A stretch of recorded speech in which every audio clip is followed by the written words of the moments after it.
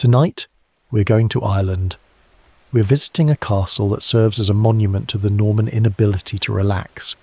Killkea Castle sits on land that was originally managed through a loose, effective system of cattle and conversation. But the Normans didn't like conversation.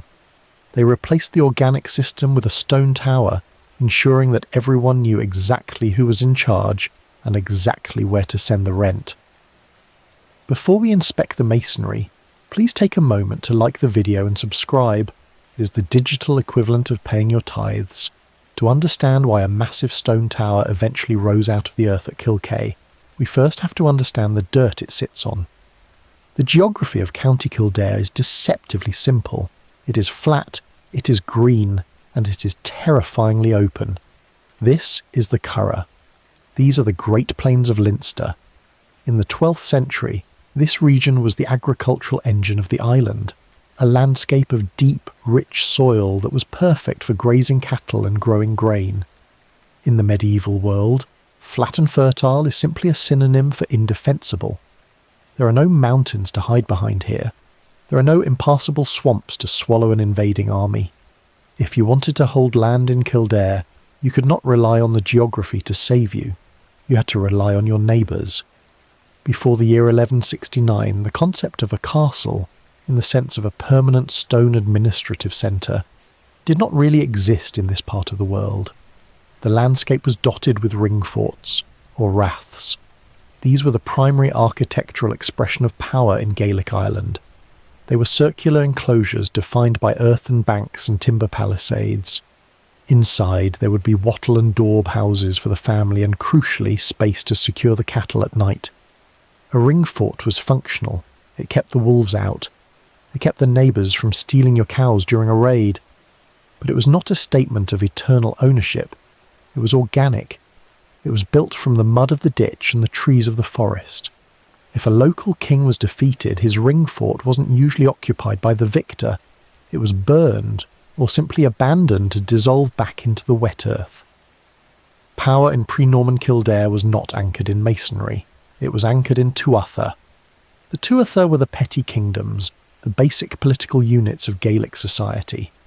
Authority here was personal, not territorial. A king ruled a people, not a specific polygon of land defined by a surveyor. Power was fluid. It relied on a complex, exhausting web of kinship, fosterage, hostages, and cattle tributes. It was a system that worked for centuries. It was flexible. It was mobile. But it had one fatal flaw. It relied entirely on social contracts in a region that was about to be invaded by men who only respected written ones. The destabilization of this organic system began with a single catastrophic HR decision. Diarmaid mac Machada, the King of Leinster, found himself in a difficult position. He had been effectively fired by the High King of Ireland and evicted from his lands. In a desperate attempt to regain his market share, Diarmaid did something that changed the architectural history of Ireland forever. He went to Britain and hired external consultants. He recruited the Cambro-Normans. These were men like Richard de Clare, Strongbow, and the ancestors of the Fitzgeralds. They were hungry, landless younger sons of the Norman aristocracy, who had run out of opportunities in England and Wales. They were heavily armoured, highly disciplined, and completely uninterested in the subtle nuances of Gaelic cattle law. When the Normans landed at Bannow Bay in 1169, they brought more than just mail coats and superior horses. They brought a completely different operating system for society. To the Gaelic Irish, a king was a man with the most cattle and the best lineage. To the Normans, a lord was a man with a charter from the king and a castle to keep the charter in. They did not believe in negotiated authority.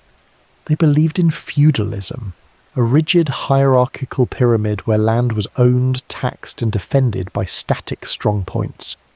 They looked at the flat, open plains of Kildare and saw a paradise. It was perfect for heavy cavalry charges. It was perfect for growing wheat to feed an army. And most importantly, it was perfect for building. Walter de Riddlesford did not receive the glamorous assignment.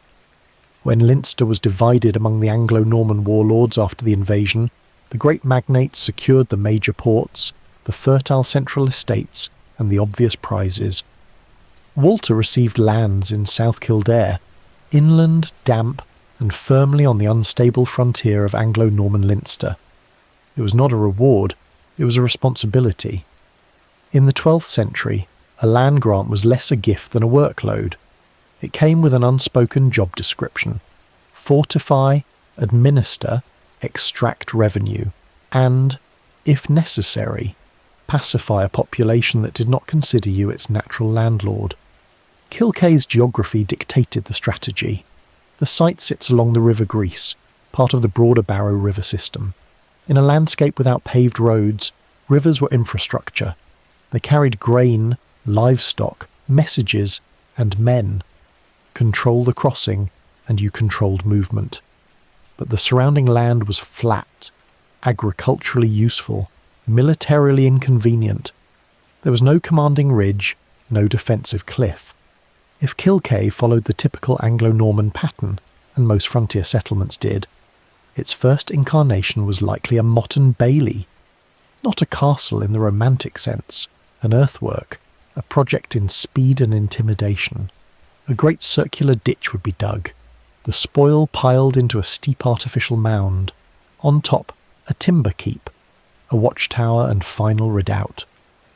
Below, inside a fenced bailey, stood the hall, stables, storehouses, and workshops, enclosed by a wooden palisade. It was quick, it was practical, it rotted. Timber does not age gracefully in the Irish climate. It warps, it softens, and, most critically, it burns. And on a frontier where Gaelic lords tested the edges of Anglo-Norman expansion with regular raids, fire was a preferred argument. By the 13th century, the de Riddlesford family began the more expensive, more permanent transition to stone. This was not architectural vanity. It was a declaration. Building in masonry in medieval Ireland was logistical strain on an almost heroic scale. Limestone had to be quarried and shaped. Lime had to be burned for mortar, consuming vast quantities of wood. Oxen dragged material through fields that became swamps in winter. Skilled masons commanded high wages. But stone changed the message. The emerging structure, thick-walled, defensible, unmistakably permanent, signalled that this was no temporary encampment. Killkea was becoming a caput, the head of a barony, the administrative and judicial centre of its district. Here the manorial court would convene. Here rents were assessed and collected. Here grain was measured, tallied and stored behind walls thick enough to resist more than just arrows. The castle was not merely a military structure. It was an accounting machine with battlements. By the turn of the 14th century, Killkea had hardened into a stone stronghold overlooking the river crossing. The timber beginnings were gone. The settlement was no longer provisional. The Anglo-Norman presence in Kildare was no longer an experiment. It was embedded in the landscape, agricultural, administrative, and architectural. The difficult work of establishing the frontier had been done. What remained was consolidation. The Fitzgeralds did not arrive in Ireland as Fitzgeralds. They arrived as Anglo-Norman contractors who, over the course of a few generations, realised that the climate was wetter, the politics were looser, and the King of England was comfortably far away. They adopted a strategy of enthusiastic assimilation. They married into Gaelic families, they spoke the Irish language, and they adopted local customs. Historians often describe them as becoming more Irish than the Irish themselves. But in administrative terms, this was simply good business. It is much harder to get evicted by the locals if you're wearing their clothes and buying them drinks. By the 14th century, the Fitzgeralds were no longer just knights. They were the Earls of Kildare. They had evolved into hybrid power brokers, essential intermediaries who managed the country on behalf of a crown that mostly just wanted the tax revenue to clear. They operated in a state of negotiated autonomy, running their own courts, raising their own armies, and essentially treating the lordship of Ireland as a family franchise. In the 15th century, the English crown offered a subsidy of £10 to any landowner in the Pale who built a fortified tower house. This policy resulted in a landscape littered with small, standardised stone boxes. essentially the medieval equivalent of suburban tract housing. Killkea is not one of those. The Fitzgeralds did not need the £10 subsidy. They needed to remind every minor lord in Leinster that their rent was due. Killkea is a baronial castle, a super tower. It utilises the vertical language of the standard Irish tower house, but scales it up to ridiculous proportions. It was designed to physically dwarf the smaller towers of subordinate families, making the hierarchy of the region immediately visible on the skyline. The architecture here is not just about survival, it is about supremacy. The walls at the base are immensely thick, built in an era where the primary threat was a battering ram, not a cannon. The lower chambers are vaulted in stone. This provided structural resilience and fireproofing, but it also meant that the ground floor was essentially a dark, echoey cave for storing grain and supplies. The real living happened above. The spiral staircase acted as the engine of hierarchy. To speak to the Earl, you had to climb. The higher you went, the more important you were, and the more winded you became. By the time a petitioner reached the elevated Great Hall, 4 or 5 stories up, they were physically exhausted, while the Earl sat comfortably near the window, bathed in light. But this entire system, the semi-autonomous rule, the private armies, the massive stone tower, relied on one specific variable, a distracted crown. The Fitzgeralds flourished because the kings in London were busy fighting the French or each other. But autonomy is a fragile thing. The higher you build your tower, the easier it is to see from across the Irish Sea. Killkea was now a massive stone finger pointing at the sky, signalling to everyone, including the rising Tudor dynasty, exactly where the power lay. The Tudor recalculation of how Ireland should be governed began with Henry VIII and accelerated under his daughter Elizabeth. The old system, where powerful Irish magnates like the Fitzgeralds governed their territories with minimal interference as long as they acknowledged English sovereignty in theory, was being replaced by something tighter, more supervised, more controlled. The Crown wanted officials who reported regularly and followed instructions, not semi-independent lords who treated royal authority as optional. For the Fitzgeralds, this was a problem. Their family name had been prominent for too long. They had governed Kildare with too much autonomy. They had fought feuds with other families without seeking royal permission. They had hired Gaelic soldiers and made alliances that looked suspiciously like independent foreign policy. And they had done all of this from Killkea, from their super tower that made it physically obvious that they considered themselves a power in the region, rather than merely administrators serving the crown. The Fitzgerald name became politically radioactive under the Tudors. Being associated with the family meant being suspect. Being the head of the family meant being watched constantly for signs of disloyalty or ambition that might need to be suppressed before it became rebellion. Gerald Fitzgerald, the 11th Earl of Kildare, navigated this pressure system with the kind of careful adaptation that kept him alive when many of his contemporaries were executed or driven into exile. He was arrested in 1534 when his father died, and the government in Dublin decided that Fitzgerald power needed to be broken entirely. He was sent to the Tower of London, which was where the Tudor government put people it wanted to keep under control but was not quite ready to execute. He was a child when he was imprisoned.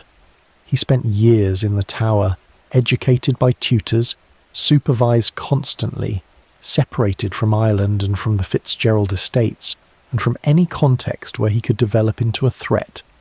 The imprisonment was not particularly harsh by Tower standards. He was noble. He was not tortured or kept in a dungeon, but he was detained, which was the point. His childhood was spent in London under Crown supervision, while his family's lands were managed by officials who answered to Dublin. Eventually, Elizabeth restored him to the earldom. This was not mercy, it was policy. The government had tried ruling Kildare without a Fitzgerald, and discovered that the region was difficult to govern without someone who understood local networks and who had the family authority to make their decisions stick. Gerald was released, given back his titles, allowed to return to Killkea. But the terms were clear. He held his position at royal pleasure. He was expected to report, to follow instructions, to govern Kildare in ways that served crown interests rather than Fitzgerald interests. He complied. He was careful. He did not raise armies without permission. He did not engage in the kinds of feuds that his ancestors had fought freely. He attended Dublin when summoned. He maintained the appearance of loyalty even when his actual autonomy was minimal. This was survival. The kind of survival that required constant awareness of how much independence the crown would tolerate before deciding you were a problem that needed eliminating. Gerald died in 1585. By then he had held the earldom for decades under conditions of increasing supervision. He had navigated Tudor centralisation. He had kept his estates when other magnate families lost theirs. He had maintained Fitzgerald power in Kildare at a reduced but still significant level. And then, after his death, something strange happened. He became a wizard. The folklore that grew around Gerald Fitzgerald after 1585 is extensive and detailed, and has nothing to do with anything he actually did while alive. The stories say he practiced alchemy, that he had occult knowledge, that he rode a silver-shod horse and that horse matters for reasons that the stories never quite explain, but that everyone agrees are important, that he did not die but sleeps beneath Killkea Castle, waiting in some underground chamber, and that every 7 years he rises and rides around the Curragh, the plains near Killkea, before returning to his sleep. None of this happened. There is no evidence that Gerald had any interest in alchemy or the occult. He was a magnate managing difficult political circumstances. The Wizard Earl legend is folklore, not history. But the legend became so firmly attached to him that it is still told today, 5 centuries after his death, and it has shaped how people understand Killkea in ways that the actual historical Gerald never managed to do. There is one physical piece of this legend that you can still see. High on the castle wall at Killkea, carved into the masonry, is a grotesque head. A face. The kind of architectural detail that medieval and early modern builders included on castles and churches. Sometimes decorative, sometimes symbolic, sometimes just because a particular mason liked carving faces. This one has been called the Evil Eye Stone. The story says that Gerald Fitzgerald placed it there to watch over his lands while he slept, that it sees everything, that it protects the castle and the territory around it. He is gone, but the stone is still watching. The carving is real. You can stand at Killkea and look up and see it staring out over the plains. Whether Gerald had anything to do with placing it there is uncertain. Whether he intended it as a protective symbol, or whether the association came later is unclear. But the stone exists. It has been watching the Kildare landscape for centuries, and it provides a physical anchor for the myth in ways that make the legend feel more substantial than it would if it were only stories with no visible proof. The stories are political memory preserved through myth.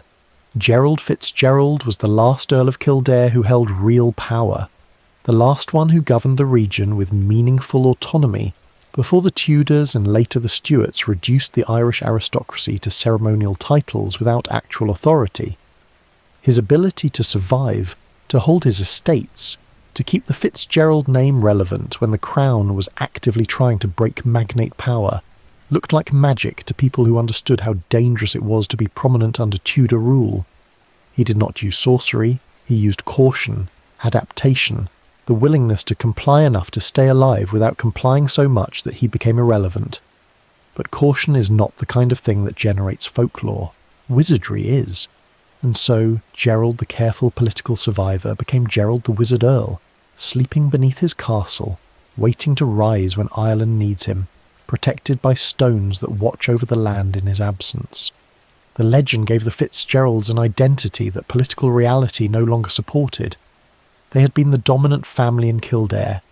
They had built the super tower that made their power visible across the plains, and then the Tudors had systematically reduced that power through supervision, through forcing compliance, through making it clear that autonomy was no longer negotiable.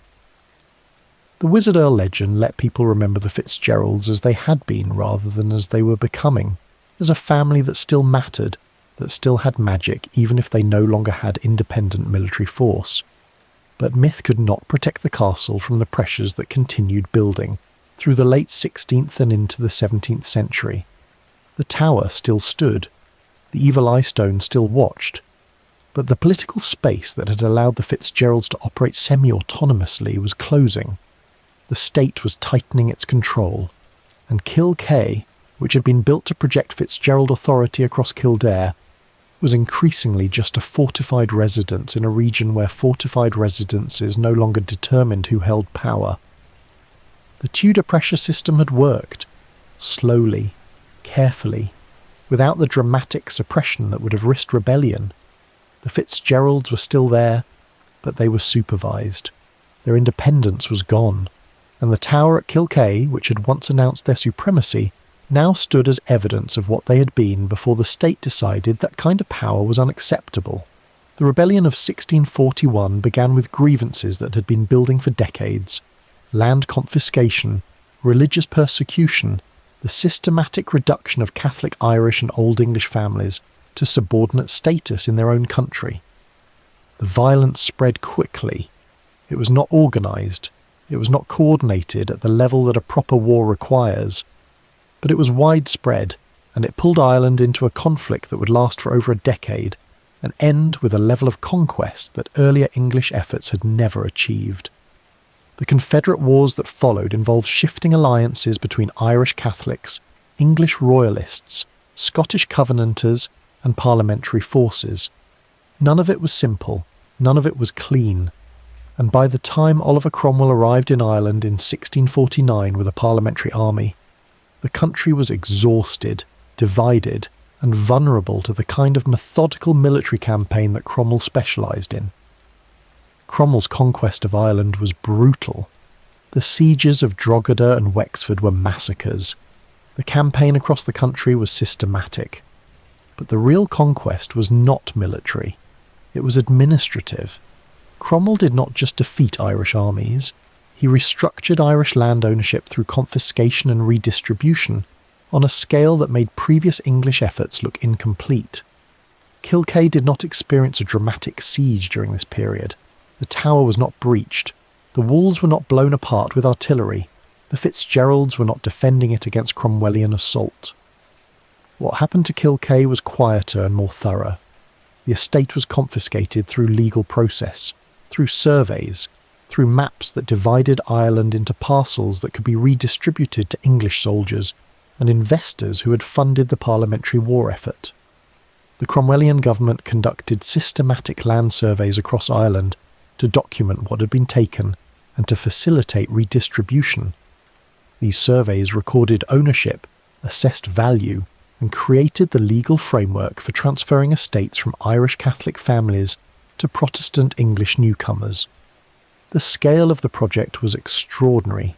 Entire regions were mapped and reassigned. Families who had held land for centuries found themselves dispossessed through paperwork that they had no ability to contest, because contesting required access to courts that operated under English law and that were not sympathetic to Catholic Irish claims. Killkea was part of this process. The estate entered administrative restructuring. The Fitzgerald title, which had carried real power for generations, was weakened. The family's autonomy, already reduced under Tudor supervision, collapsed entirely. The tower still stood. The Evil Eye Stone still watched from the wall. But the land around it was no longer controlled by the family that had built the tower and governed the region for 300 years.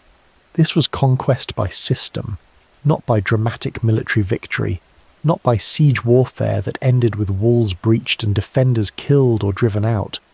Conquest by surveying, by legal documentation, by redistribution schemes that treated estates as administrative units, rather than as inheritances with historical or familial significance. The Cromwellian approach to Ireland was to solve the problem of Irish resistance by removing the Irish from positions where they could resist, replacing them with English Protestants who owed their new positions to the government that had granted them land. The emotional quality of this kind of conquest is different from military conquest. There is no drama, no decisive battle, no moment where everything changes because one side won and the other lost. just the slow procedural grind of legal process applied to territory that had been taken by force, but that would be held through administration. Families were dispossessed through documents, estates were transferred through surveys, and the people who had lived on and governed these lands for generations found themselves without legal standing, in a system that had decided their previous rights were void. For the Fitzgeralds, this was the end of the autonomy that they had fought to maintain through Tudor centralisation. They had survived by adapting, by complying enough to stay relevant, by navigating the pressure system that wanted to reduce them, but that had not yet decided to remove them entirely. Cromwell's government made no such calculations. It did not care about maintaining Irish magnate families as intermediaries. It wanted those families gone, their land redistributed, their power eliminated. The tower at Killkea became what many Irish castles became during this period, a structure that had once projected authority, but that now stood as a marker of displaced power. The stone was still solid, the vertical presence was still impressive, but it no longer functioned as the centre of Fitzgerald governance because the Fitzgeralds no longer governed. The administrative conquest had turned the castle into a ledger entry, a piece of property that belonged to whoever the survey said it belonged to, valued according to assessments made by government officials who had no connection to the families that had built these places or to the histories that they represented. The restoration of the monarchy in 1660 brought some land back to Catholic families, but the process was inconsistent and incomplete. Some families regained estates, others did not.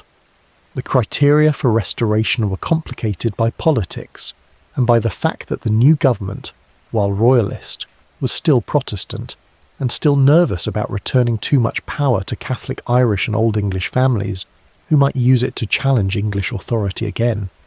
Killkea's fate during and after the Restoration is part of this larger pattern of disruption, redistribution, and partial restoration that made Irish land ownership in the second half of the 17th century a complicated mess of competing claims and legal disputes that took decades to settle.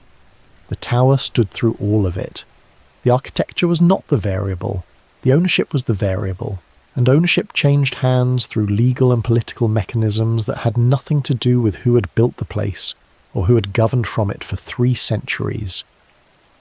The tower still rose above the Kildare plains. The Evil Eye Stone still watched, but what it was watching over had changed in ways that stone could not prevent, and that magic, if Gerald had actually possessed any, could not have reversed. The administrative conquest was complete. The system had won. And Killkea, which had been built as the centre of Fitzgerald power, was now just another Irish castle in a landscape full of them, valuable as property but no longer relevant as a symbol of the family that had made it matter. After the Restoration in 1660, when Charles II returned to the throne and the Cromwellian redistribution of Irish land became legally complicated, Killkea entered a period where its function shifted quietly from fortress to residence. Not immediately, not through a single decision, but gradually as the families who held it realised that the tower's military architecture was no longer necessary, and that living comfortably mattered more than being defensible. The Restoration brought some stability to Ireland. Not peace exactly. There were still tensions between Catholic and Protestant families, still disputes over land ownership, still resentment from families who had been dispossessed and who were not getting their estates back despite the king's return. But the period of active warfare was over. The frontier vigilance that had shaped Irish castle design for centuries was becoming irrelevant. Nobody expected sieges. Nobody needed to retreat into towers and wait for relief. The castle at Killkea could be a house now rather than a stronghold. The modifications began with windows. The narrow defensive slits that had let in minimal light were inadequate for domestic life. They made rooms dark. They made reading difficult. They reminded residents constantly that they lived in a structure built for violence rather than comfort. So the windows were enlarged, stone was cut away, larger openings were created, glass was installed, proper glass rather than the oiled cloth or shutters that earlier generations had used. The effect was immediate. Light poured into rooms that had been dim for centuries. The interior became more livable. The the tower began to feel less like a fortification. Inside, the open spaces that had been designed for garrison living or for the large household assemblies that magnate families hosted were subdivided. Walls were added. Rooms were made smaller and more numerous. Privacy became possible in ways that medieval architecture had not prioritised. Where a single great hall had once dominated a floor, now there were separate chambers for different purposes. Bedrooms, sitting rooms, spaces that reflected the domestic expectations of 18th century gentry rather than the military needs of 15th century magnates. Fireplaces were emphasised. They had always existed in some form. Chimneys had been added to the tower during earlier renovations, but now they became focal points, larger, better designed, more numerous. Heating a stone tower in the Irish climate was difficult and expensive. Fuel was not cheap. But families who could afford to maintain an estate like Killkea could also afford to make it comfortable, and comfort meant warmth. The fireplaces were built into walls that had been designed to absorb cannon impacts. The stone that had been military infrastructure became domestic infrastructure. The same mass that made the tower defensible made it thermally stable once properly heated. The defensive features that remained became ornamental. The battlements at the top of the tower were not removed, but they were no longer maintained for military use. Nobody was posting sentries.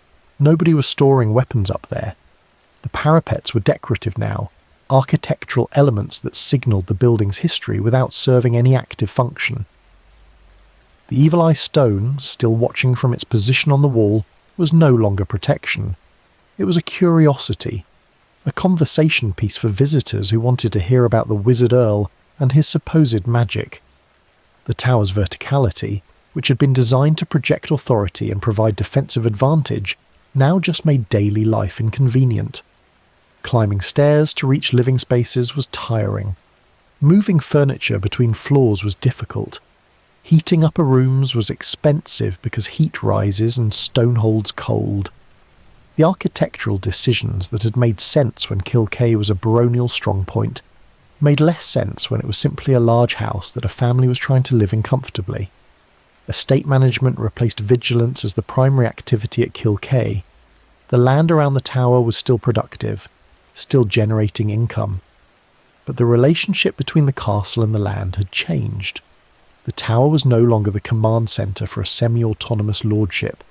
It was the residence for whoever owned the estate, and that owner's job was not to defend the territory or to govern the region, but to manage agricultural production, collect rents, and maintain the property in ways that preserved its value. This was the gentle descent that happened to most castles in Ireland and across Britain during the 17th and 18th centuries.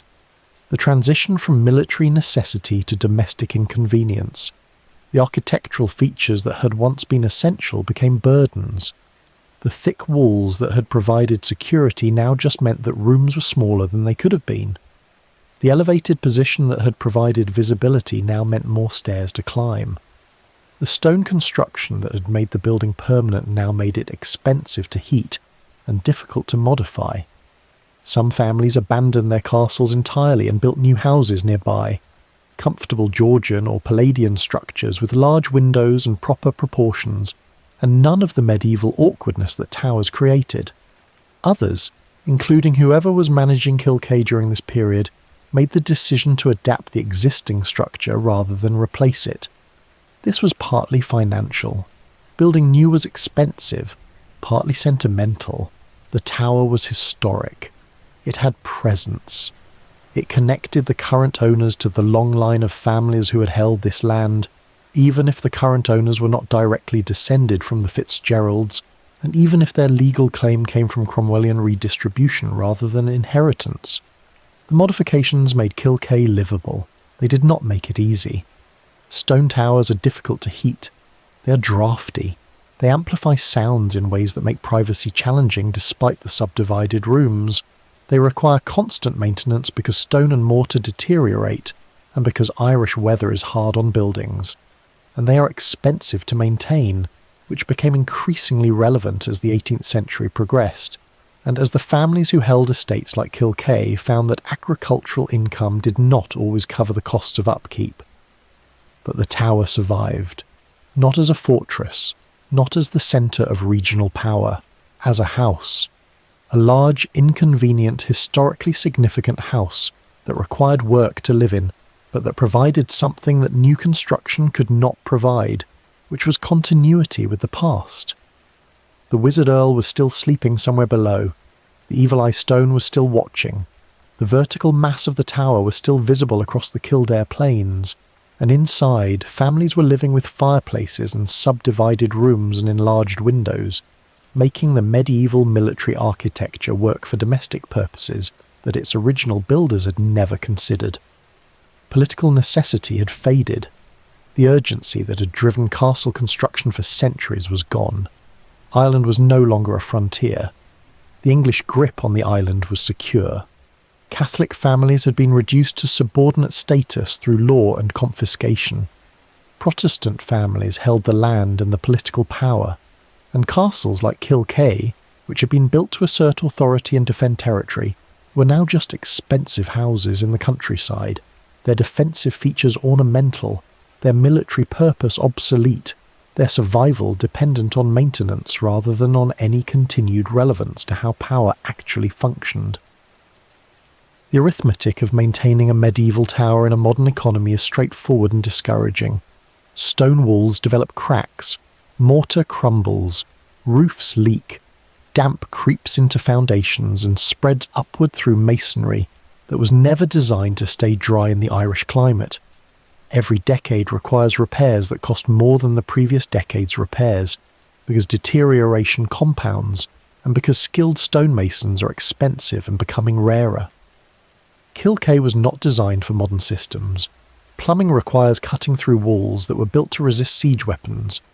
Electrical wiring means threading cables through spaces where medieval builders never anticipated cables would need to go.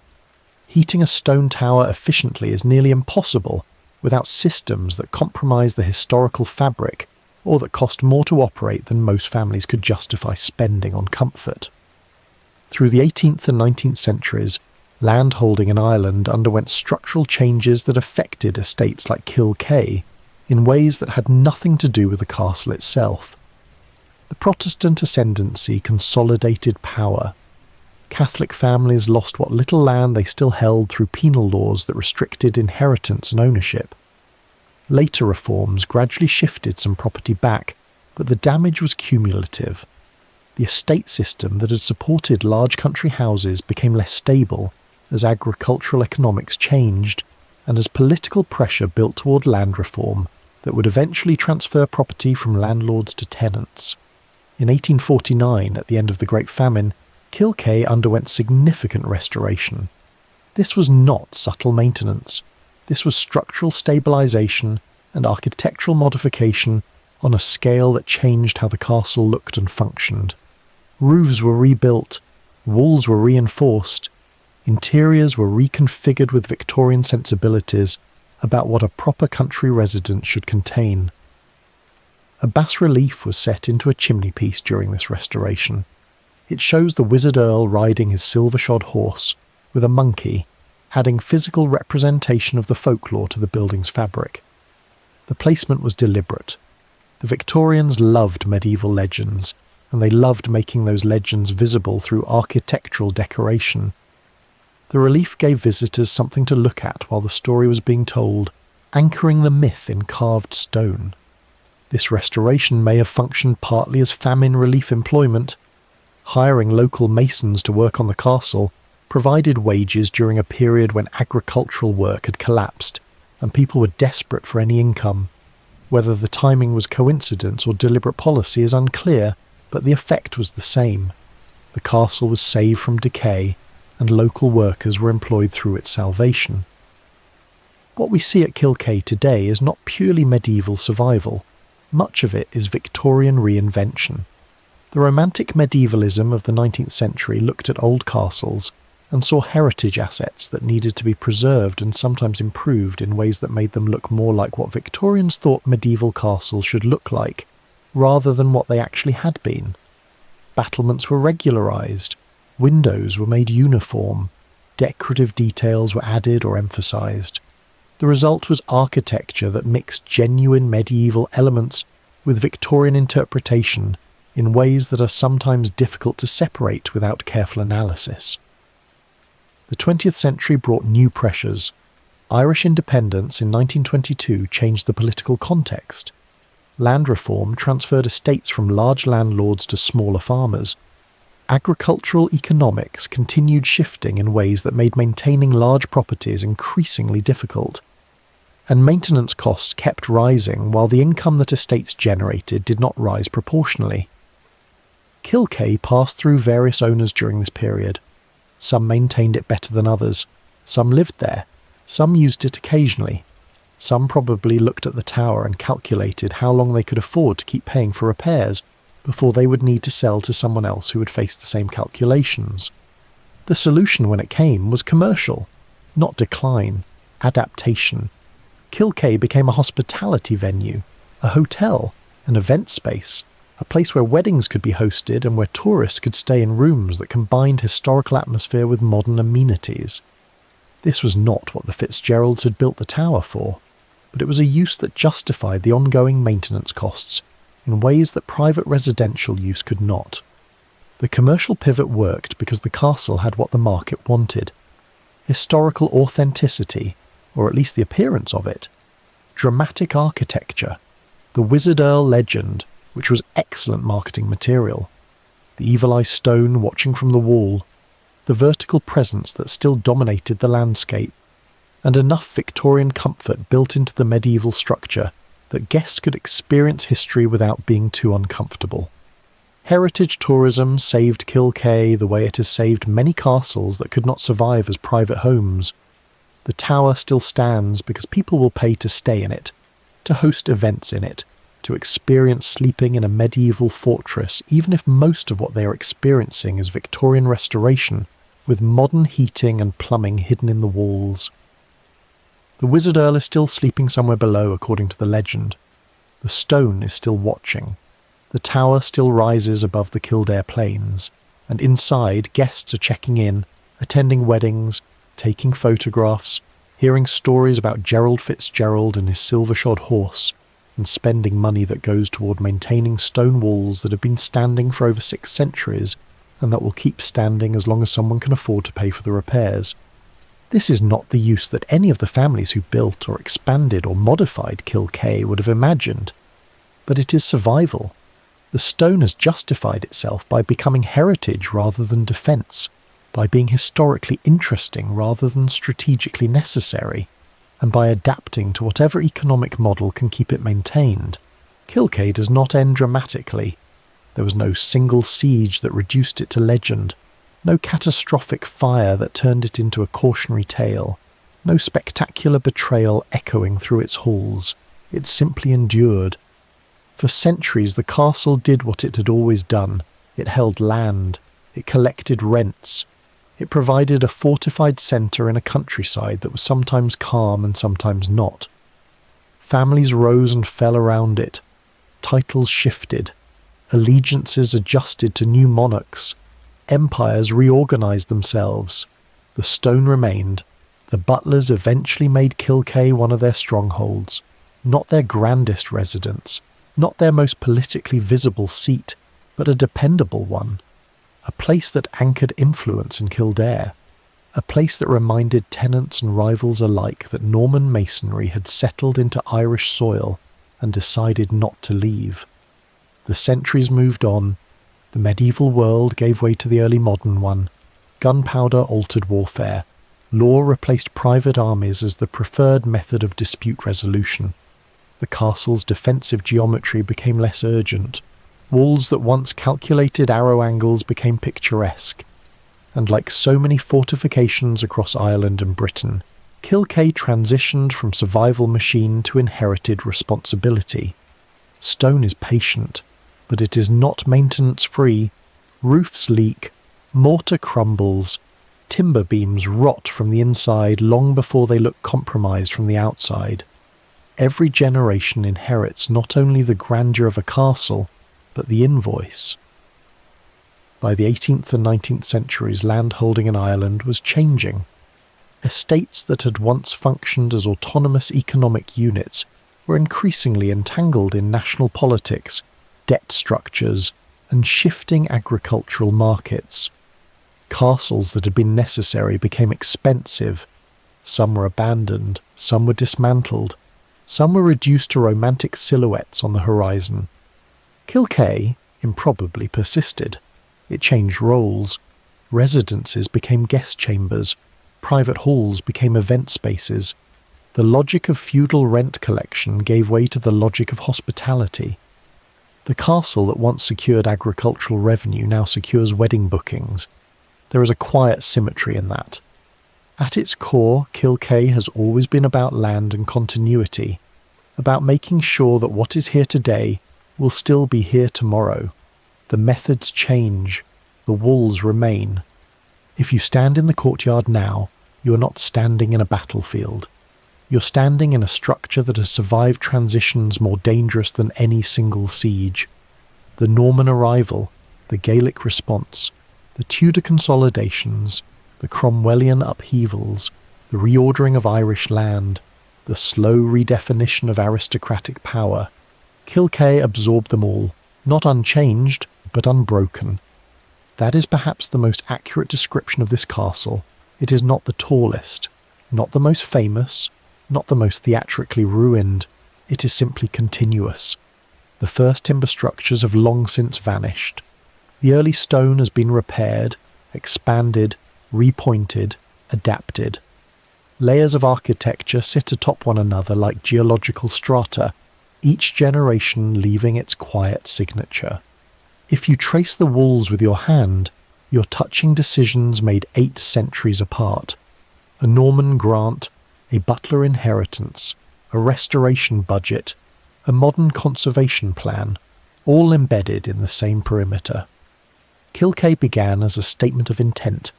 We are here, we are staying.